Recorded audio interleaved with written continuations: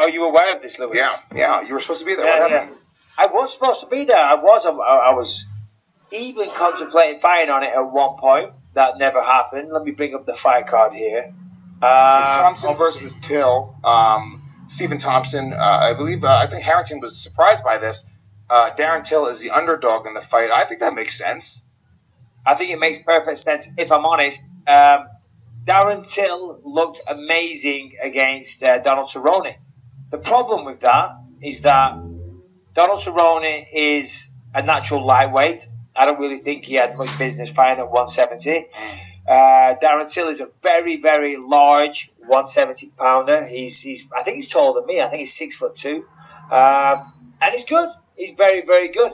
Donald Cerrone is inconsistent. He's very inconsistent, and he's a slow starter on Darren Till's record. So he beat Donald Cerrone. Prior to that, it was, Bohan Veklovic. I don't know that guy. Went to a decision with him.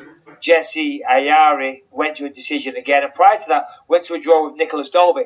Now, he could be finding his stride. He might have improved himself, whatever.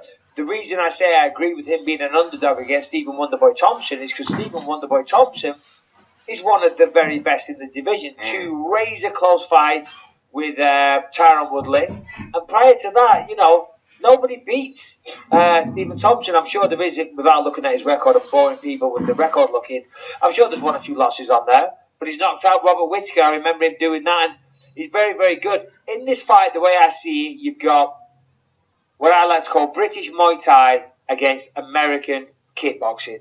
That's pretty much how you break this fight down and which style is going to be better. I think Darren Till has the better hands. He's got a beautiful straight left hand, which is it's money. It's beautiful. He's very, very fast with it. By all accounts, he's got a decent ground game. But he likes to get on the inside, from what I've seen. I might be wrong. Michael Bisping, Louis Gomez, shout out to Octagon News, shout out to MMA World, shout out to Believe You Me podcast. You should subscribe to it. Great podcast. Darren Till versus Wonderboy, man. I'm sick of hearing about this fight, man. I think it's pretty obvious that if Darren Till beats Wonderboy, then there's an argument that Darren Till could beat Tyron Woodley. That's as obvious as arguments get. I don't know if it's a stellar argument. I don't know if it's valid. Simply because Tyron Woodley faced Wonderboy while he was having shoulder problems. So Wonderboy went into that fight 100%. Tyron Woodley only went into that fight 70%, and he came out the winner. Right? If Darren Till goes into the ring 100% against Wonderboy 100%, that means that those men at their best can, quote unquote, fight Tyron Woodley. I'm looking forward to this fight. As for who's gonna win, I don't know, man. I don't know.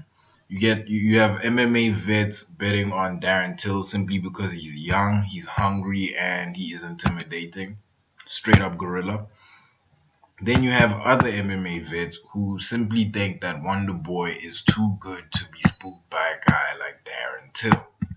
Wonderboy has knocked out Robert Whittaker. He's taken on straight up monsters and gotten better every single time. His style of fighting is impeccable. Yes, it's not perfect, but it'll be interesting to see how Darren Till finds holes in Wonderboy's game. Let me know what you guys think. Like, comment, subscribe, and I am out.